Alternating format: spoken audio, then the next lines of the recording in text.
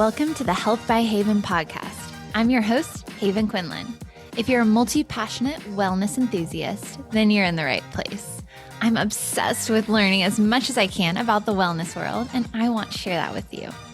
Each episode will dive into various aspects of health and wellness through inspiring and informative guest interviews with some solo episodes thrown in. Tune in for all things health, and let's have some fun, shall we? Is your home in need of a refresh? I don't know about you, but I love reimagining and redesigning my space. If you're wanting to liven up your space and level up your decor, be sure to check out Arranger Paints on Etsy. The shop is full of beautiful paintings, many inspired by nature, and all sure to give your home a custom feel. The paintings also make great housewarming or birthday gifts. I've gifted paintings from the shop and have a Ranger Paints artwork in my loft. As a special thank you for supporting the Health by Haven podcast, you can get 10% off your order with code HXH10. You can find the full collection of work at arrangerpaints.etsy.com or scroll down to the show notes for the link. All right, today on the Health by Haven podcast, we have Wendy Markham. Wendy is the mom of one of my childhood best friends and a really good family friend. I would say essentially extended family. So I can't even remember a time when I didn't know her.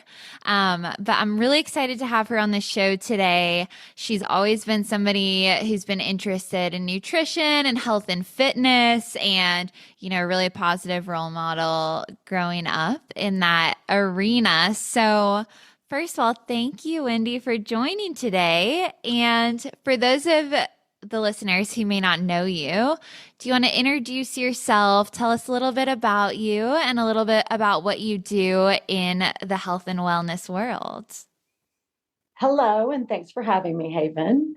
Well, my whole life journey is pretty much about health. As a child, I was an overweight, pretty malnourished kid, ate all the wrong foods, on my way to a unhealthy adulthood until I was inspired by my cousin to take up running one summer. I was 12 years old, and that was the summer that I took off on learning about health and nutrition. Most of my teen years, I battled an eating disorder, and fitness was really got me through a lot of family issues. And it's something I always wanted to do. When I went to college, I studied nutrition, but was dealing with my raging eating disorder, so didn't do very well. Got married to a doctor, which in turn helped me further my interest in health and just really taught myself, worked through the eating disorder, all along running the whole time. And then went back to school when my kids were little to actually study nutrition and got my didactic requirements to sit before an internship in nutrition. Didn't end up doing that because life was busy, but have kept up with it. And now kind of going forward through some fitness training, I work in the corporate wellness field. I go to an auto manufacturer, walk the floors, and help people within my scope of practice make small, very small, often lifestyle changes to help them improve just basically their day-to-day lives. And I absolutely love it. Oh, well, that's great. Okay, so I want to dig in a little bit to the background more, and then we'll talk more about your daily day and helping others. But I feel like everyone in the health space a little bit has an origin story of like why they're so interested in what they do or why they're passionate about healthy living. And so you sharing kind of your story of how you grew up is definitely great insight for people, I think, to understand why you feel so passionately about helping others find a healthy lifestyle. So, talk to us a little bit about when you first started running, inspired by your cousin. So fun. What was it like? Because I'm sure we have people listening who aren't runners. Maybe they have experience with starting out trying to run and then maybe being like, this is hard. I don't know if I can do it. Do you remember, like, when you first started running, what it was like? And did it feel like natural to you at the beginning? Talk to us about that journey. Absolutely not. It was not natural at all. I tried about a year before that famous summer, my 12th year. I remember running down the street and exactly what you just said, Haven. I thought, this hurts. I don't like it. And I'd go back home. Yeah. And I don't know, it was just sort of a life moment for me. My cousin I think she's 3 years older than I am. I always looked up to her, and she was always an athlete. And one day she invited me out. We used to switch summers, so they'd come to our house, or we'd go there in Louisiana. And I was at their house, and she invited me out on a run. She ran barefoot. This was Baton Rouge, Louisiana, Oh, in the man. summer. So I thought, okay, she's running barefoot, and so will I. So we ran around the block basically, and I thought, hey, I did that, and I did it barefoot, and it was really hot. And so from that day forward, it just clicked in me. I ran every day, and I was a very insecure little kid, so it gave me something I became really good at. So each day I improved and went farther and didn't hurt as much. It gave me kind of my voice, if you will. Absolutely. Well, I think a lot of people can relate to that, going out and being like, oh, this is terrible. I don't want to do it again. But the fact that you went back to it hopefully is some inspiration for people. And while I have a super different story in a lot of aspects about starting running, what I can relate to for yours and what I love about it is that it's totally in your control and you can see your progress each day. So like each day you run to one lamppost further or one, mile further, however you're tracking it, you can see like I'm getting strong and like I'm doing this for me. And so hopefully that's inspiring to people, whether it's running or whether it's, some other form of movement, being able to kind of like be in control of your own life and how you're progressing through that movement. So sounds like a great outlet for you as a kid. But then you'd mentioned struggling with an eating disorder, which unfortunately so many people do growing up. And how did the two work in tandem? Like, do you feel like running was a positive outlet in that aspect? Oh yeah, 100%. Uh, Disordered eating, as you say, affects so many people to all degrees. What that particular summer is when it all kind of coalesced and came together, and the running was positive, but it also contributed to the patterns of disordered eating. At that point, it was all about weight loss, which I lost a tremendous amount of weight, got a lot of affirmation for that. And it became a fixation. And running did too for a bit. But then I was anorexic, so I just was not eating. And running was sort of the mental release, even during that really sick period. So it helped me just escape all those really terrible thoughts I was saying to myself. And it just felt like something good I was doing. And going forward, luckily, thank goodness, I got out of the starvation period. And then in just another version that lasted much longer of my disordered eating. But running, I started, my first race was probably when I realized, hey, I'm pretty good at this. Yeah. And it just felt really good and inspired me to keep going. So yeah, it sort of held me together. Yeah, definitely. Well, I definitely want to dive into your races as well, but and I know I'm no expert on this topic. I know there are trained professionals to help on this topic, but if you don't mind sharing, like it sounds like it was a struggle for a lot of years. Maybe some of the things that helped you, because now that you have a healthy mindset with eating, and we'll dive into, fueling your body properly and nutrition. If anyone out there who's listening is struggling, maybe some things that helped you.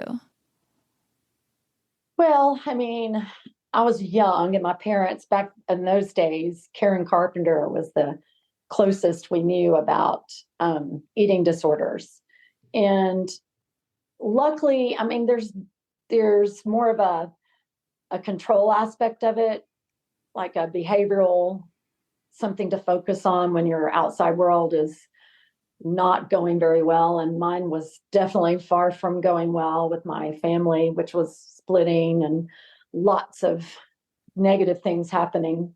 I was a very shy, insecure kid to begin with. Um, so the running was the component that gave me the confidence that there was something I could do good. And anyone struggling with eating, weight, image, um, really, I went it alone. No one really knew how to help me. And that's why I think I went for so long struggling, because I was very private about it and didn't talk about it, didn't tell my doctors about it. I think today we have so much more awareness of mental health in general that Mhm. there's so many avenues, and it isn't something you should go alone. Talk to a good friend to start out with. Just find someone you can talk to. And if you don't, there's so many, at least just start with your doctor. Um, start with someone who's trained and can help you work through this, because it can be a very dangerous situation. I have some lasting health issues from it. Like I have Barrett's esophagus from the bulimia, which I really struggle mostly with. So it definitely has its consequences. Um, but really, I credit my husband. I was dealing with it when I met Curtis Haven. Mm. And I was in my mid-20s. And it was just finding a normalization in my life and finding purpose that helped me start my journey to recovery. Finding a way out of the negative thinking and focusing on something that means something to you. It can be anything. So it's kind of, it's a lot, I know. No, but it's so important to talk about and it's so prevalent. And so I think the more and more people have conversations like this, then the more comfortable people who are struggling feel in reaching out to a friend or to a doctor, to a resource, like you mentioned. So if anyone's listening, you don't have to go at it alone, I think is the great takeaway from that. Well, hiding it is a shame based. It's actually detrimental to try to hold it in. It works against you. It's not only helpful to talk to someone, but so many of these behavioral disorders are based in shame and secrecy, and that just self perpetuates the problem. It just keeps it alive. Certainly. That can definitely be a challenge. And so, like you had mentioned, finding someone to reach out to can be a huge relief, I'm sure. Absolutely, yes. So, I know you mentioned running some races. So, I do want to shift over to that. From when you started running, when you were 12, barefoot with your cousin, into kind of figuring out, oh, like I can be good at running. It's a great mental release. I'm really enjoying it.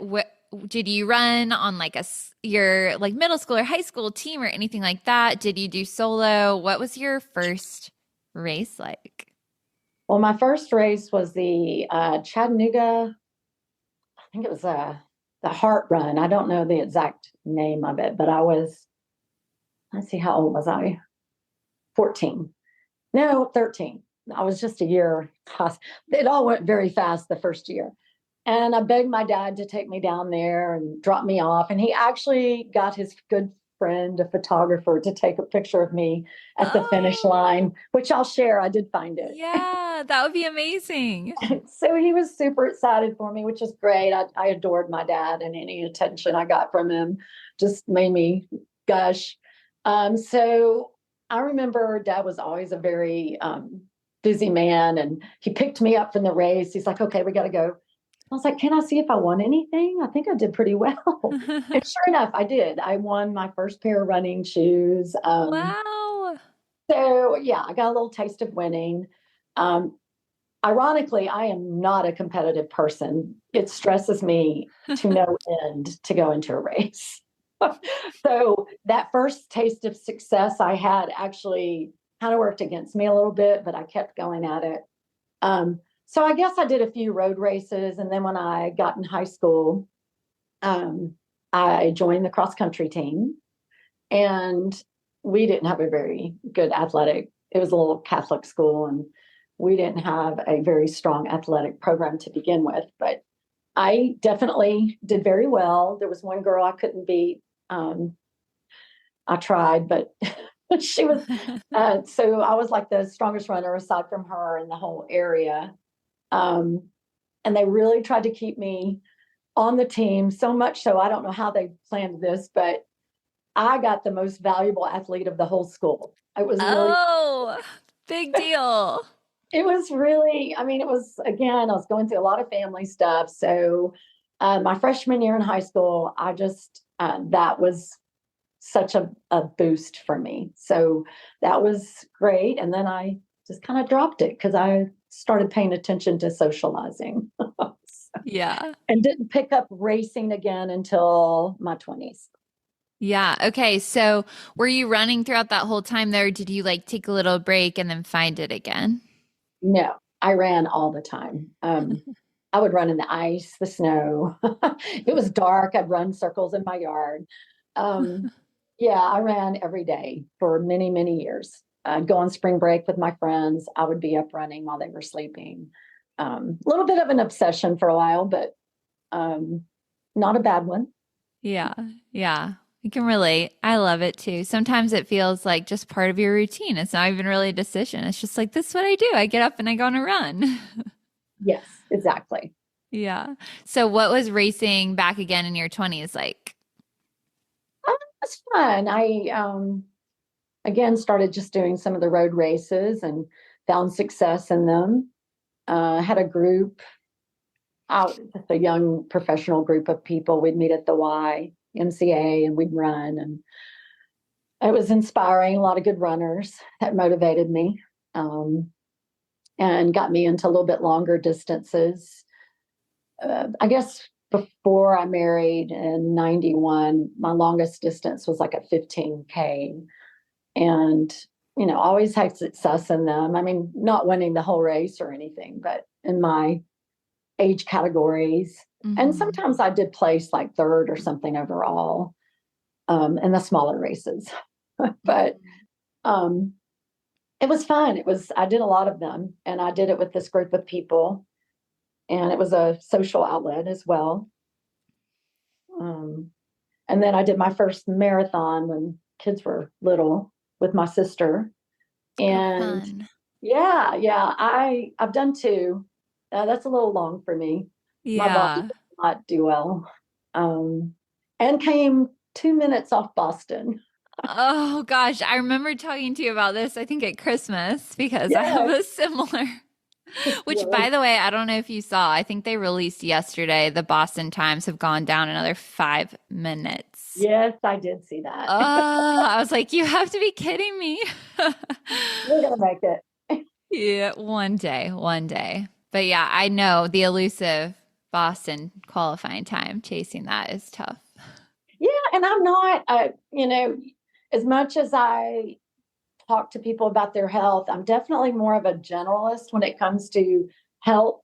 So in my own training, I was not all about like specific speed work, this, that, and the other. Mm, I sometimes look back and think, wow, I wonder what would have been if I'd actually done that kind of stuff. hmm. Um, but I didn't. So it was what I needed, and I enjoyed it that way. So, Well, and that's what's important is that you're enjoying it. And that seems to be a common thread on the show is like find whatever movement that's enjoyable to you so that you can have longevity with it. Because if you're doing all the quote right things, but you hate it, like it's only going to last so long.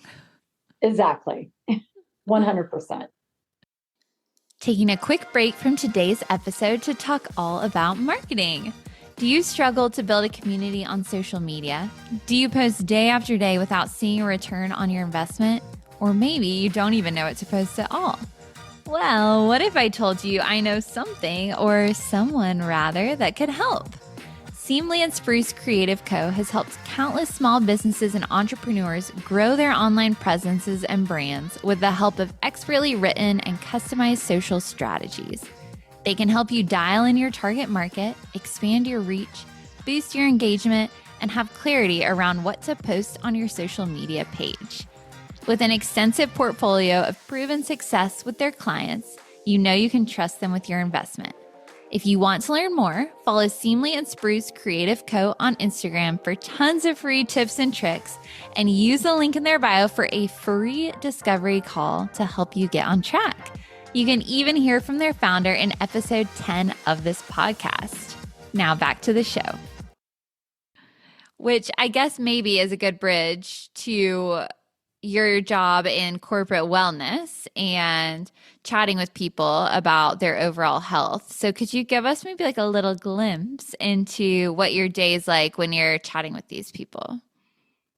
Well, none of my interactions are more than 15 minutes at a time. Occasionally, I might encounter someone who's having a really difficult time. And the beauty of my job is I can just balance it out. But my typical day is I don't have an office. I walk around an auto manufacturing plant throughout all their shifts. And it's a combination of health education, just bringing a topic. It could be on sleep, and just bringing some kind of visual and really small point to make in the 5 minutes that you have of their time. So they'll have shift turnovers, for instance, and I'll catch them at the beginning of their shift. And so I'll be talking about sleep, and I might be holding a brain model and explaining the areas of the brain that are affected by lacking sleep. And then there'll be people who will want to talk after, and I'll walk over to them and we'll have brief conversations about that particular subject or whatever's going on. Then other times I'm just walking the floor and walking up to people and bringing a topic, and like the brain, and just asking them some random question. And it always leads to something. I mean, Yeah. one time I carried a toilet brush around and they're like, "Why are you carrying a toilet brush?" And I'm like, "Well, why do you think I'm carrying a toilet brush around? I'm a health coach." And they come up with all kinds of answers, and I would let it lead what their answer was. I would lead my health topic on. So someone did say colon, which that's one of the things I came in talking about fiber, the foods you eat, that help you get the proper amounts of fiber in your diet. Mm-hmm. But it always leads to something personal for the most part. And the idea it being based on what's going on with them. So that's why you ask them a lot more questions than you actually talk. Yeah, you talk less in my field. Yeah. Yeah. Listen more. I love that driving the conversation, because then it doesn't feel forced at all, and you can make it really personal to whatever people may need that day. So I would actually love, oh my gosh, you just hear Waffles, my puppy grumble. She's like, yes, I want the one-on-one conversations. She's made me lose my train of thought. I would actually love to chat about the brain thing, if you don't mind, for a minute. It sounds so fascinating. And I think sleep is something that people undervalue about feeling good overall, and something that is like such an easy fix in some ways, to make themselves feel better. So maybe can we dive into that? Yeah, sure. Can you tell us a little bit about, like, if we were that person on the floor and you've got your brain model, like how is our brain affected if we're not sleeping enough? Well, I mean, when we sleep is so underrated. I think, again, as time's moved along, we're definitely more aware of the importance of sleep. But that sleep is the time when all our repair work is happening. If you have a long workout, that's when your muscles are repairing themselves. If you've had a stressful day, it's the time your brain's dealing with the emotions of the day and kind of compartmentalizing them. Um, it's when your memories are moved from short term to long term. There's so much going on in the brain when we sleep, which our brain is our like lifeline, of course. I mean, Yeah. it's there to keep us safe. It's the goal of our brain is to keep us safe and alive. And um, so they've actually linked dementia with, sleep issues. Wow. Mental health is related to sleep issues. I mean, it can go back and forth. Sleep issues can lead to depression, and depression can affect our brain health and sleep. Yeah. Our health is sort of like connect the dots. It's Yeah. which is it, the chicken or the egg? So I might talk about in my job, sleep and memory, or sleep and emotions and mental health. And it's always just very within my scope of practice. So I'm not a neurologist, so I can't go into the depths of how all this happens, but I'll show them on the brain. This is your thinking brain. This is your emotional brain. This is your survival brain. And if you're lacking sleep, that emotional brain kind of can run the show, leaving out the thinking brain, which should be communicating with the emotional brain. So it's on simplistic terms that we talk about within my scope of knowledge, of course. Um, Really just trying to get people to think about their sleep mostly. Like, yeah, I have been feeling foggy or depressed. Kind of look at the simple places first that you can do something about, and always bringing in see your doctor if you're really struggling. And my job, I say that all the time. I'm not a clinician. I am simply your cheerleader with some health knowledge. So, Everyone needs that. yes. I think I like that title. Maybe I'll adopt it. You're a cheerleader with some health knowledge. Yeah, yeah. Oh man. Well, I mean, all of us can relate, I'm sure, to on a night that we only get, 5, 6 hours of sleep because we have to get up early for something or we had to stay up late for something. I mean, I know personally, I definitely have the tendency to be way more emotional the next day. I might snap about something that I shouldn't have, or things might feel way more overwhelming that normally wouldn't. So I think that's a great sentiment. And something people don't think about is like how much it can affect your overall feeling every day, and not simply just like, oh, I feel tired, but other things as well. Yeah. And one of my other roles is, of course, providing actionable steps people can take if they don't have their own. Again, I Mm-hmm. will ask them, what do you think? What have you tried? Or what do you think you could do today? Um, and sleep hygiene is so important. So, Haven, if you don't go to sleep, like you can't get to bed on time, like schedule wise. Other things that you can do is to protect your quality of sleep. When did you last have that caffeinated drink? When did you eat your last meal? You don't want to be eating right before you lay down. It's not about weight as much as your body's having to do work of digesting, and you can't get into that deep sleep. Um, what did you do before you laid down? Were you on your computer screen, or were you doing something relaxing like reading a book or take a warm bath or something like that? So there's so many things you can do just to build up to your sleep.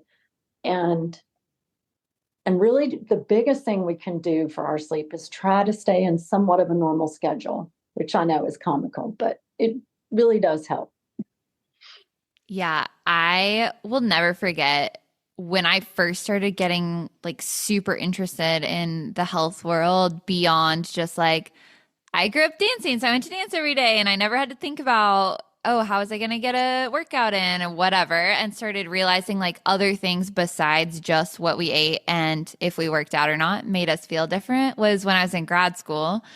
And life was just crazy. I was working a job, I was studying, I was trying to have a social life. It was a lot going on at once. And I finally was like, okay, I need to try to get into bed at 10 p.m. every night. And when I started getting in bed at 10 p.m. every night, and then I'd wake up at 6 a.m. in the morning, and I got in a routine that was similar most days. Oh my gosh. Like it changed my life. I could not believe how much better I felt every single day, like energy wise, digestion wise, like level headedness, like you were saying. So it really does, like, it sounds silly, but it makes such a big difference. And I know it's so hard to be like, I don't want to go to bed early on a weekend and wake up early on a weekend. Like it's my day to sleep in. But I have found, like, if I, first of all, my body doesn't really like sleeping in because it likes routine. But if I do ever sleep in, then it's like, I don't want to go to bed that night. And it kind of like sets you all haywire again. Definitely. And, things happen. Your immune system suffers just from one night of inadequate sleep. But the body has an amazing ability to bounce back and is resilient. It's just long term. Like, what are you doing long term? Sometimes you're just not going to get the right amount. But your habits can play a huge role again, even on those nights you stay up late doing socializing or whatever. Just, what you did throughout the day and what you did before you lay down can play a big role. Mm-hmm. Those are great actionable tips because that one I can also relate to. Like if I am out doing things late at night, I still need to have like a little wind down period so that I can actually fall asleep and my mind's not just racing. Yes, yes, absolutely. Yeah. Okay. Well, I know the other topic you talked about was maybe like some gut health, digestion, colon, all of that. So maybe that's just another good example that we could chat a little bit about. What are some of those conversations like that you're having? Well, ours are pretty elementary conversations. I mean, fiber, you know what the Western diet consists of, right? Yeah. There are some people who do not. I have one guy, he's a pretty smart guy, pretty young.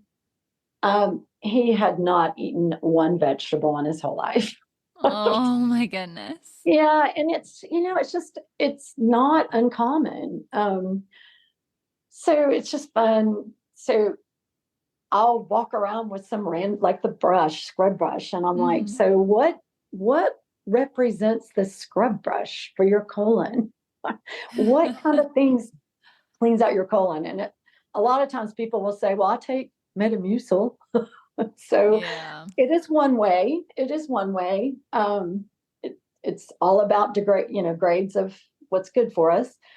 Um, so we just talk about the things fiber. Just stay away from as much as you can the packaged processed foods. I mean, that's void of anything really good. I mean, some of the things you can't even pronounce. Our body cannot use those things. So we talk about fiber in foods, mostly fiber. That would be fiber. Hmm. Whole foods. What kind of foods have fiber? Fruits and vegetables, whole grains, and not wheat bread that says enriched wheat flour. You want to get whole wheat flour. Um, Look at those labels. If you're not, which I don't bake my own bread. I don't know about you, No. but I know someone who would probably that you and I know, but Yeah. but there's grades of healthy in the grocery store. So it's really important to pay attention to what you're buying and putting in your body. Even if I'll even work with people, they're eating fast food all day long. I'm like, okay, there's better choices at fast food. What could you do instead of your French fries? Start somewhere. So It just depends on where you are. But I follow the Mediterranean diet. That's my favorite. Like, that's the way I live. Um, it's just kind of natural to me. Having one half of your plate fruits and vegetables, weighted more on vegetable, a little portion of it your protein, and a portion of it some kind of complex carbohydrate. Um, and the Mediterranean diet really focuses in on mostly fish, omega-3 fats. Plant-based would be like chia or flaxseed. I add that to a lot of things. And I just limit my red meats. Really don't prefer them. I could be a vegetarian if it weren't for my husband. Um, but heavy on plants and omega-3 unsaturated fats. Yeah. So when you're looking at the colon, the foods that are heavy laden in fat and simple sugars and all this stuff that's not good for us, it's also not good for our colon. And things slow down. Saturated fats sit there longer. So fiber helps move things along. It also is important to our bloodstream, our arteries. So that scrub brush can apply to the arteries as well. So fiber, can't stress it enough. Yeah, absolutely.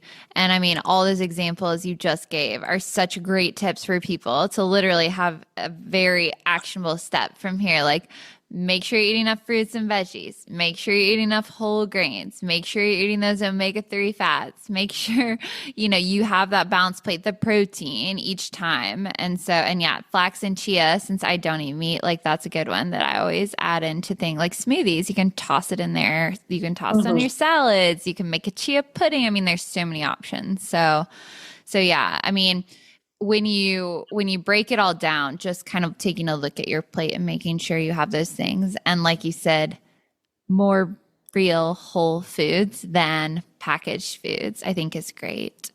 And I love your sentiment as well about like if you're going to get fast food every day, okay, like let's start with where you're at. We're not going to make you do like a full 360 or 180, I guess, in one day, but like what are those swaps that you can start implementing? Just do like one thing at a time and then maybe it won't seem so overwhelming. Yeah. So if you're not eating any fruits or vegetables and you add one, you're automatically reducing your risk of all those inflammatory disease processes, just starting with one. Yeah. It's literally that simple. And, a lot of people are concerned about the cost of produce and it going bad and what to do with it.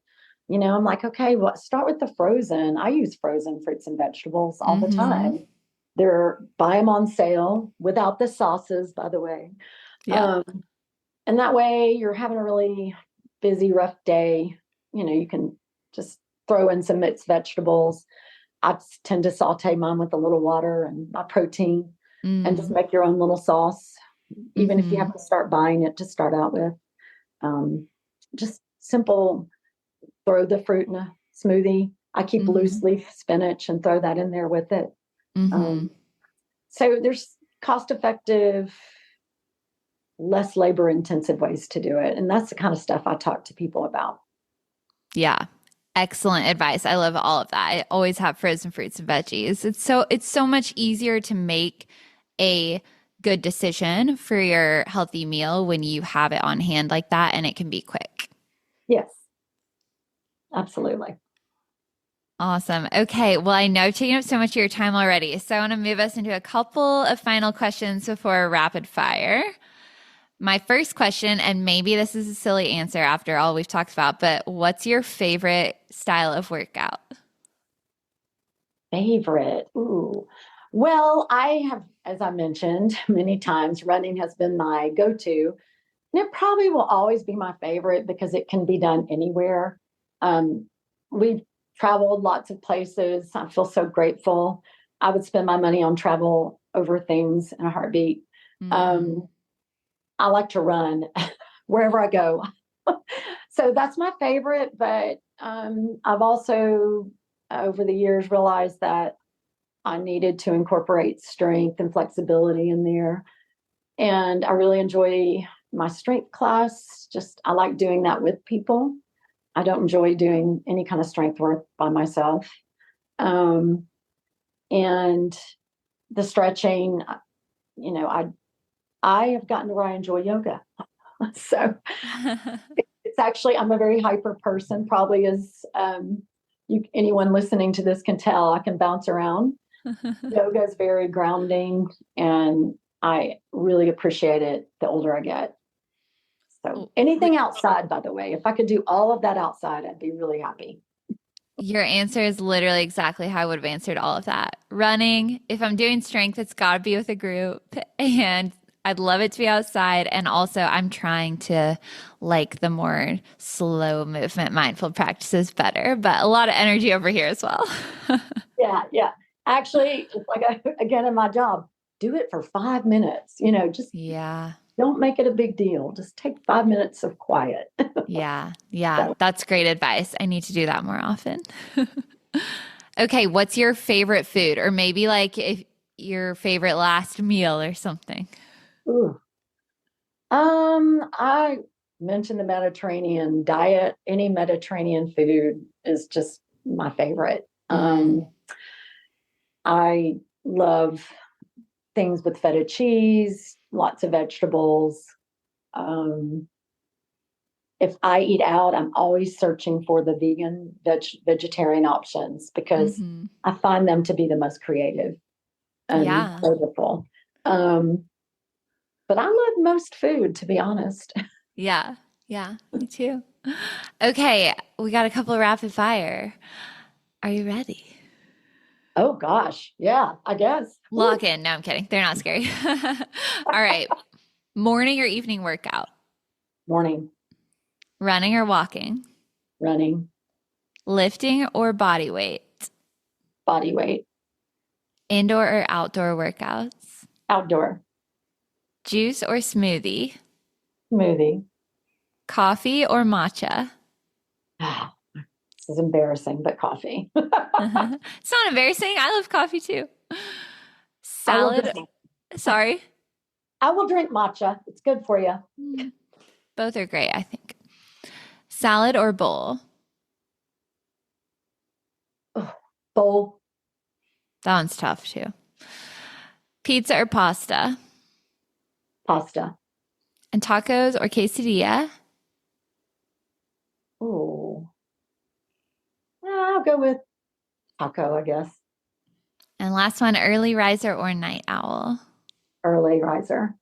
Yeah. Oh, yay. Well, this was so fun. Thank you so much for chatting today. You gave us so many good, tangible tips to go home and just try one thing, implement one thing. When you feel like you have it down, maybe you'll add another, but really, really great tips, and just love chatting with you today. Thank you. One last thing I'd like to share with everybody. Yes. Make sure you have down days. You don't have to be doing it all the time. That was the hardest thing for me to accept. Rest occasionally. It's really good for you. That is a great piece of advice as well. Something we can all use. Well, thank you so much. Thank you, Haven. Thank you so much for tuning in to this episode of the Health by Haven podcast. If you enjoyed today's episode, please be sure to give the show a 5-star rating and leave a review. It makes such a huge difference in reaching new people and spreading the joy of healthy living. I would also be so appreciative if you subscribe to the show in the listening app of your choice so you never miss an episode. Your support truly means the world to me. Have a happy, healthy day, and I'll talk to you again soon.